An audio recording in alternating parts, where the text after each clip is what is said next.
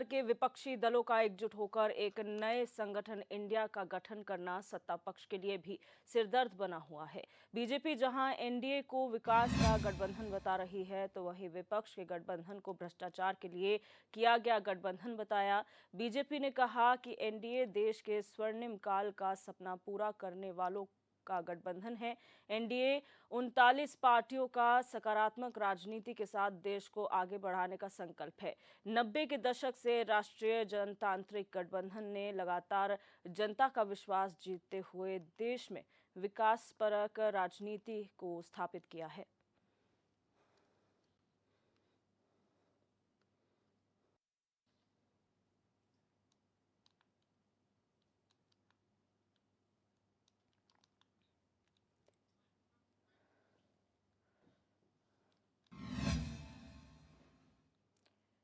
और हमारे संवाददाता रोहित विक्रम सिंह हमारे साथ इसी खबर पर लाइव जुड़ चुके हैं। रोहित, चाहे इंडिया हो या एनडीए, सभी अपने गठबंधन को जो है सकारात्मक देश के लिए बता रहे हैं। भारतीय जनता की बात करें तो भारतीय जनता पार्टी एनडीए को इंडिया के सामने किस तरीके से देख रही है?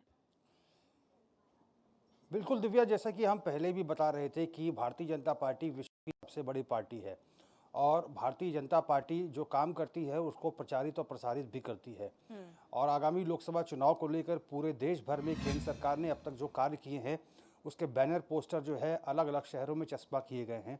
राजधानी देहरादून की अगर हम बात करें तो हर सड़क, हर चौराहे पे, हर खंभों पे प्रधानमंत्री नरेंद्र मोदी, मुख्यमंत्री पुष्कर सिंह धामी की का बैनर लगा हुआ है और केंद्र सरकार ने उत्तराखंड के लिए क्या कुछ किया है, चाहे वो जीडीपी ग्रोथ रेट की बात हो या फिर बद्रीनाथ केदारनाथ में जो पुनर्निर्माण कार्य किए जा रहे हैं उसकी बात हो, जल जीवन मिशन की बात हो, ऐसी तमाम योजनाओं के बारे में उन बैनरों में उन चीज़ों को उकेरा गया है ताकि जनता को ये पता चल सके कि केंद्र की सरकार प्रदेश की बीजेपी की सरकार से समन्वय और सामंजस्य बनाकर किस तरह से चल रही है। और जहाँ तक दिव्या 2022 की अगर हम बात करें, 2022 में जब प्रधानमंत्री नरेंद्र मोदी उत्तराखंड आए थे तो उन्होंने मंच से जनता को संबोधित करते हुए चारों धामों के अलावा एक पांचवा धाम सैन्य धाम के निर्माण की परिकल्पना की थी और उसी के दृष्टिगत जो है राजधानी देहरादून में एक भव्य सैन्य धाम तैयार हो रहा है। रक्षा मंत्री राजनाथ सिंह उस मौके पर शिरकत करने पहुंचे थे और सैनिकों के आंगन की कलश की मिट्टी 1 महीने तक रथ यात्रा के द्वारा लाई गई थी और उसकी आधारशिला में रखी गई थी और बहुतायत संख्या में सैन्य परिवार के लोग भी उस कार्यक्रम में शिरकत करने पहुंचे थे। और जहां तक एनडीए की बात है, राष्ट्रीय जनतांत्रिक गठबंधन बहुत सारे दलों का गठबंधन है और चूँकि प्रदेश की बीजेपी की सरकार, केंद्र की बीजेपी की सरकार, ये दोनों हुई आपसी समन्वय और सामंजस्य बनाकर जनता के बीच में काम को लेकर जा रहे हैं। और इसी के दृष्टिगत दिव्या याद होगा कि प्रधानमंत्री नरेंद्र मोदी के निर्देश पर 2022 के चुनाव में ये विजय संकल्प यात्रा निकाली गई थी जो बेहद सफल थी और उसी के आधार पर आगे की रणनीति लोकसभा चुनाव के दृष्टिगत भी तैयार की जा रही है संगठन के माध्यम से।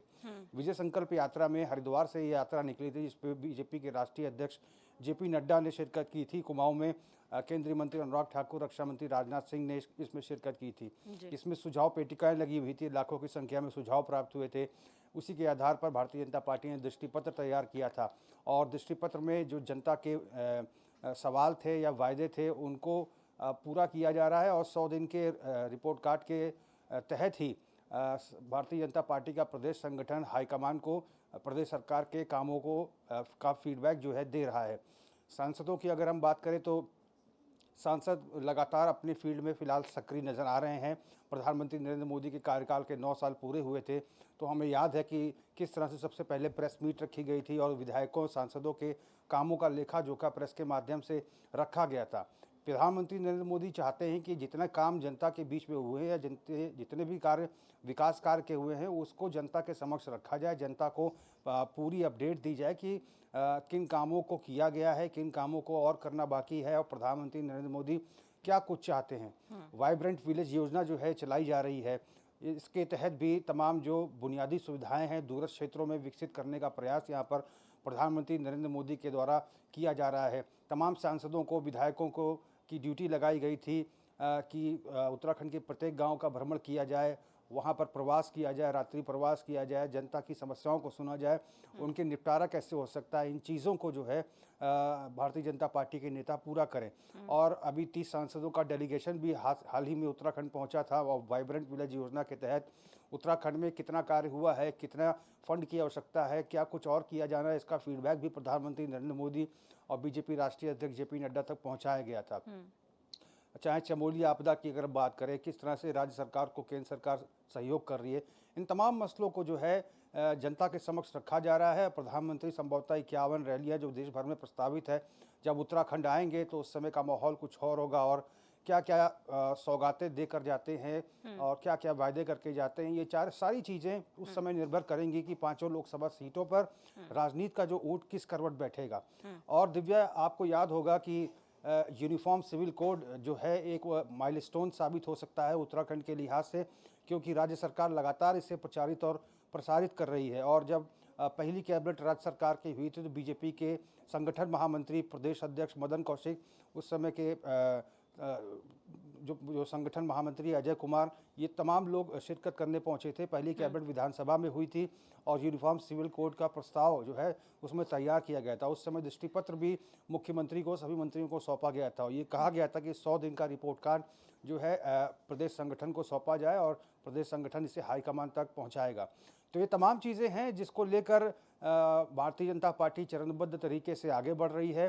भारतीय जनता पार्टी का पूरा प्रयास है कि प्रदेश में बीजेपी की एक प्रचंड बहुमत की सरकार बनी है, एक पुराना मिथ टूटा है और इसी तरह से पांचों लोकसभा सीटें भी इस बार भारतीय जनता पार्टी जीतने का भरसक प्रयास करेगी।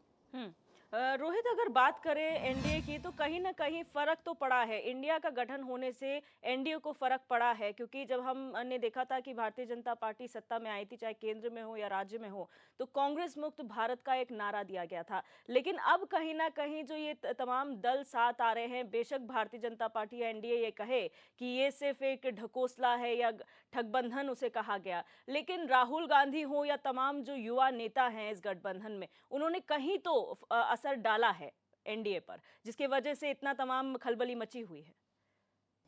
बिल्कुल दिव्या, एक तो एंटी इनकम्बेंसी फैक्टर भी भारतीय जनता पार्टी को थोड़ा बहुत डरा रहा है। लेकिन जिस तरह से राज्यों में भारतीय जनता पार्टी की सरकारें बनी हैं, कुछ राज्यों में भारतीय जनता पार्टी की सरकार नहीं बन पाई है, लेकिन भारतीय जनता पार्टी बिल्कुल भी अंडर एस्टिमेट कांग्रेस को यहाँ पर नहीं करना चाहती। अब चूँकि इनका अलायंस भी इंडिया के रूप में बन गया है, Indian national development inclusive alliance, 26 दलों का ये गठबंधन है, तो भारतीय जनता पार्टी अब चरणबद्ध तरीके से आगे के कार्यक्रमों को तैयार कर रही है। किस तरह से केंद्रीय मंत्रियों की रैलियां होनी हैं, संगठन के नेता किस तरह से वर्चुअल रैलीज करेंगे, प्रचार प्रसार करेंगे, प्रधानमंत्री नरेंद्र मोदी कहाँ कहाँ उनकी जनसभाएं होंगी और क्या जनसभाओं में वृद्धि करनी, इन तमाम मसलों को लेकर भारतीय जनता पार्टी के प्रदेश संगठन और हाईकमान के बीच में समन्वय और सामंजस्य बनाया जा रहा है। प्रदेश में अन्य प्रदेशों में जहां पर भी भारतीय जनता पार्टी की सरकारें हैं, वहां से भी केंद्रीय हाईकमान भारतीय जनता पार्टी का फीडबैक ले रहा है कि किस रूप में अलग अलग प्रदेशों में भारतीय जनता पार्टी रैलियां कर सकती है। प्रधानमंत्री नरेंद्र मोदी कौन सी सीट से रैली करे जो आसपास की तमाम जो कॉन्स्टिट्यूंसीज हैं उनको प्रभावित करेगा। तो ये तमाम चीज़ें हैं जिसको लेकर अब चिंतन मंथन हो रहा है। हालांकि जो ये इंडिया गठबंधन जो तैयार हुआ है 26 दलों का, इसने कहीं ना कहीं चिंता की लकीरें तो ज़रूर खींची है भारतीय जनता पार्टी के माथे पर। और जिस तरह से भारतीय जनता पार्टी ने देखा है और पूरे देश ने देखा है कि राहुल गांधी की जो भारत जोड़ो यात्रा रही है, दक्षिण से लेकर उत्तर तक, उसको अपार सफलता मिली है। तो ये तमाम चीज़ें हैं जिसको जो भारतीय जनता पार्टी बिल्कुल भी अंडर एस्टिमेट नहीं करना चाहती है। अभी हाल ही में 10 दिन के पदयात्रा में भी राहुल गांधी उत्तराखंड शिरकत करने पहुंचेंगे, तो वो भी कहीं ना कहीं समाचार पत्रों की सुर्खियां बनेगा। और अभी पश्चिम से लेकर पूरब तक भारत जोड़ो यात्रा राहुल गांधी की का जो सेकंड फेज है वो भी प्रस्तावित है। तो ये तमाम चीज़ें हैं, ये यात्राएं, ये रैलियां क्या कुछ जनता के मूड को बदलेंगी, जनता किसे आशीर्वाद देगी, क्या एंटी इनकम्बेंसी फैक्टर प्रभावी रहेगा, या जिस तरह से भारतीय जनता पार्टी की प्रदेश सरकार ने उत्तराखंड में प्रचंड बहुमत की सरकार बनाई है, 5 सीटें क्या यहाँ से निकाल पाएगी भारतीय जनता पार्टी, अन्य राज्यों में क्या स्थितियाँ रहने वाली हैं, इन तमाम चीज़ों को लेकर चाहे कांग्रेस हो चाहे भारतीय जनता पार्टी हो, अपने अलायंसेस के साथ चिंतन मंथन कर रही है कि किस रूप में सत्ता में वापस आया जाए। और कांग्रेस ये चाहती है कि जो सत्ता से बहुत दूर हो चुकी है वो सत्ता का स्वाद कैसे चखे। तो इसलिए तमाम चिंतन मंथन इन दोनों ही अलायंसेस के बीच में चल रहा है। बिल्कुल, लोकसभा चुनाव की अगर बात करें रोहित, तो बहुत ज़रूरी होता है ये जानना। 5 सीटें यहाँ पर हैं, तमाम सांसद हैं जो ये कहीं न कहीं मान के बैठे हैं कि अगर मोदी जी चुनाव जीतते हैं तो उनका जीतना तय है। ये जो मानसिकता भारतीय जनता पार्टी के नेताओं में है या सांसदों में है, उसे शायद एनडीए को या बीजेपी को बदलने की ज़रूरत है। क्योंकि अगर ऐसा नहीं होता है तो बहुत ज़्यादा नुकसान उत्तराखंड में और पूरे देश में बीजेपी और एनडीए के अलायंस को होगा। तो आपको लगता नहीं है कि ये जो तमाम 5 सांसद हैं, उनका रिपोर्ट कार्ड तैयार होना चाहिए, उनको उनके पेच कसे जाने चाहिए कि आप लोग अब काम करना शुरू कर दीजिए, मोदी जी के भरोसे मत बैठिए? बिल्कुल दिव्या, बहुत अच्छा सवाल किया आपने, क्योंकि सांसदों को आदर्श ग्राम योजना के तहत एक एक गांव गोद लेने के लिए कहा गया था। सांसदों ने अभी तक वहां पर काम पूरा नहीं किया है, वहां पर डेवलपमेंट पूरा नहीं हुआ है। इन तमाम चीज़ों का आकलन जो है भारतीय जनता पार्टी हाईकमान कर रहा है। और ये बात बिल्कुल सही है कि प्रधानमंत्री नरेंद्र मोदी के चेहरे पर ही 5 लोकसभा सीटें जो है भारतीय जनता पार्टी जीत कर आई थी। जनता ने कैंडिडेट नहीं देखा, सिर्फ मोदी का चेहरा देखा और उसी को आशीर्वाद दिया। इस बार क्या फिर मोदी फैक्टर प्रभावी रहेगा, किस तरह की लहर रहती है, ये आने वाला समय बताएगा। जी, बहुत शुक्रिया रोहित हमारे साथ जुड़ने के लिए और तमाम जानकारी साझा करने के लिए।